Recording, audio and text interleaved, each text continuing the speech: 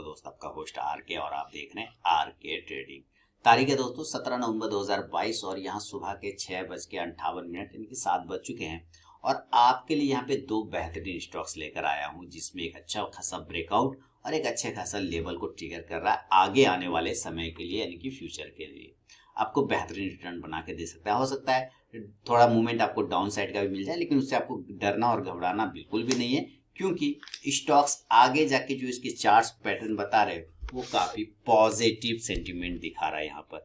तो ध्यान रखेंगे। पसंद आए वीडियो तो जरूर फीडबैक करिएगा और आरके ट्रेडिंग मोबाइल ऐप को डाउनलोड करना बिल्कुल भी ना भूलें। लाइव मार्केट में कॉल के लिए साथ ही आप टेलीग्राम चैनल को भी ज्वाइन कर सकते हैं।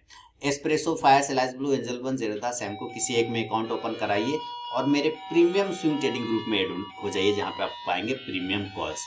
तो देखिए सुबह के 7 बज चुके हैं जिसका घंटी अलार्म भी आप देख रहे हैं यहाँ बज रहा है। तो पहला स्टॉक जो मैं आपके सामने लेकर आया हूँ उस स्टॉक का नाम है करूर वैश्य बैंक। क्या नाम है? Karur Vysya bank.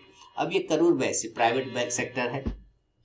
Private sector bank में अभी कुछ दिन पहले आपने देखा था कि ये पीएसयू सेक्टर में काफी ज्यादा मूवमेंट था। अब वो मूवमेंट शिफ्ट होके चला गया है प्राइवेट सेक्टर की तरफ में और उसमें भी आप करूर वैश्य बैंक देखें तो जबरदस्त एक ब्रेकआउट दिया था 65 रुपीज के आसपास में और वहां से एक अच्छा बाउंस मिला।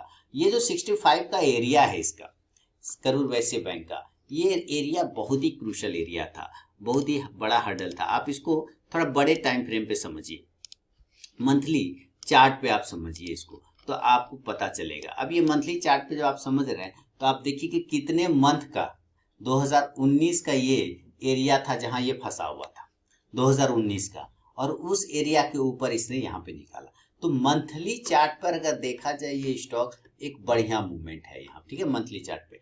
लेकिन मंथली की जगह पे मैं आपको कहूंगा इसको थोड़ा सा बदल दीजिए और ईयरली चार्ट अगर आप लगाते हैं, आप बड़े समय के लिए सोचिए, बड़े टाइम फ्रेम के लिए सोचिए। आप 6 मंथ का चार्ट देखिए, 6 मंथ में भी अगर आप देखते हैं तो आपने यहाँ पे देखा है कि ये 6 महीना को जोड़ दे तो 1 साल हो गया और यहाँ पे फिर 6 महीना जोड़ दे तो 2 साल हो गया।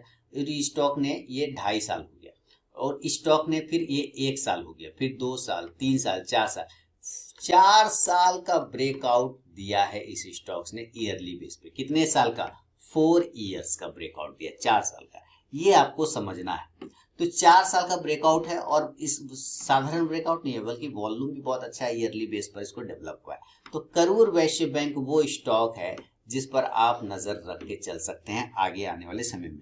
तो क्या करना है? इसी जगह पे बाइंग करना है। बिल्कुल मैं आपको यहाँ प्राइस बताता हूँ, याद रखिए। आप भी अपनी रिसर्च एनालिसिस करिए। कोई भी पर्सनल बाइंग या सेलिंग की सलाह यहाँ पे बिल्कुल भी नहीं है। आप अपना भी रिसर्च एनालिसिस कर लें, फाइनेंशियल एडवाइजर से सलाह मशवरा कर लें, तभी पोजीशन बनाए। तो स्टॉक आप देख रहे हैं बिल्कुल 52 वीक हाई पर ऑल टाइम हाई पे चल रहा है और यहाँ पे एक रेजिस्टेंस पहले भी ले चुका है और यहाँ से रेजिस्टेंस लेके गिर गया। स्टॉक वापस से उस रेजिस्टेंस को क्लेम करता हुआ नजर आ रहा है। मैं आपको 2 स्टॉक बताऊंगा। तो पहला स्टॉक है करूर वैश्य बैंक, इसलिए इसको आप खरीद के चलेंगे 106 रुपए के ऊपर, 106 के ऊपर। जब ये नया ब्रेकआउट मारेगा तब आप यहाँ पे खरीदिए 106 रुपए के ऊपर। स्टॉप लॉस आपको 92 रुपीज के आसपास का लेके चलना होगा। 92 रुपए का एक स्टॉप लॉस पकड़िए करूर वैश्य बैंक में। और इसके जो टारगेट बनेंगे दोस्तों, टारगेट 120 का बनेगा, 120 रुपए का बनेगा और 130 रुपए का आप 130 का भी टारगेट लेके चल सकते हैं। करूर वैश्य बैंक में आप नजर रखें। तो पहला स्टॉक तो ये हो गया, रीजन मैंने आपको बता दिया। दूसरा एक बेहतरीन स्टॉक, बेहतरीन कंपनी, बेहतरीन जिसके कि ऑल ओवर दुनिया में क्लाइंट है और उस स्टॉक का नाम है रेडिंगटन इंडिया। रेडिंगटन इंडिया भी आप देखेंगे तो अभी जो रिसेंटली है एक रेंज ब्रेकआउट हुआ है।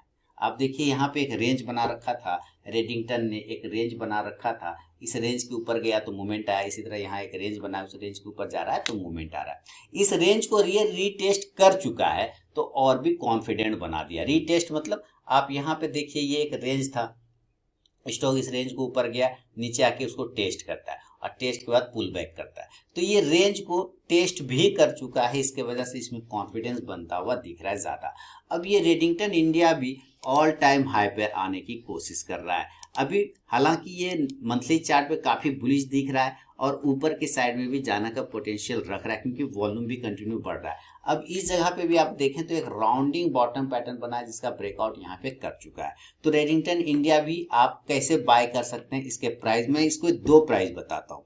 देखिए सबसे पहले तो आप बाय करें वो 180 रुपए के ऊपर, 180 के ऊपर आपको बाय करना है। ध्यान से सुनिएगा, 180 के ऊपर आप बाय करेंगे। सेफ ट्रेडर 180 के ऊपर आप बाय करिए, ठीक है। और जो रिस्क लेना चाहते हैं, जो रिस्की ट्रेडर है कि पहले बाय करना चाहते हैं, आप CMP पे भी बाय कर सकते हैं, करेंट प्राइस पे भी बाय करके चल सकते हैं, कहीं कोई दिक्कत नहीं। तो सेफ ट्रेडर 180 के ऊपर बाय करेंगे, 180 यहाँ है, अभी उस स्टॉक अभी उससे नीचे है। और जो रिस्की ट्रेडर है वो करेंट भाव पे भी बाय कर सकते हैं। तो करेंट भाव पे अगर बाय करते हैं, इन केस अगर आप 160 के आसपास में बाय करते हैं जो कि प्राइस चल रहा है, तो आपका स्टॉप लॉस इस जगह पे बनेगा 140 रुपए का। अगर आप 160 CMP पे बाय करते हैं, अगर आप CMP पे बाय करते हैं तो आपका स्टॉप लॉस 140 होगा, ठीक है। और अगर आप 180 के ऊपर बाय करते हैं तब आपका स्टॉप लॉस 160 रुपए का होगा। तो दोनों का अलग अलग स्टॉप लॉस है। टारगेट क्या बनेगा ये समझिए। टारगेट बनेंगे 200 रुपए का, उसके बाद 220 रुपए का 220 का, और उसके बाद 240 रुपए का 240 का टारगेट बनेगा। ये 3 टारगेट आने वाले समय में आपको रेडिंगटन दे सकता है। तो रेडिंगटन 180 के ऊपर अच्छा बाइंग आपको यहाँ पे देखने को मिलेगा। 180 इसलिए क्योंकि 180 इसका बहुत बड़ा हर्डल है। आप यहाँ पे ईयरली बेस पर देखेंगे तो 180 आपको बहुत बड़ा रजिस्टेंस नजर आएगा, इसलिए वो ज्यादा सेफ होगा। तो दोनों लोगों के लिए मैंने बता दिया, जो रिस्क लेना चाहते हैं करेंट पे ले, नीचे आने पे ऐड कर सकते हैं, 150 के आसपास में आ जाएगा तो यहाँ ऐड कर लेंगे, कोई टेंशन नहीं होगा। फिर ऊपर की साइड में स्टॉप लॉस 140 या 140 थोड़ा नीचे भी लेके चल सकते हैं। तो ये सुबह सुबह 2 स्टॉक दे दिया मैंने आपको नाश्ता के तौर पे, ब्रेकफास्ट के तौर पे। स्टॉक का आप अपना भी रिसर्च करिए, आप एनालिसिस करिए, और पसंद आए तो जरूर मुझे कमेंट करके बताइए दोस्तों। मिलूंगा नेक्स्ट वीडियो में, तब तक के लिए बहुत बहुत धन्यवाद।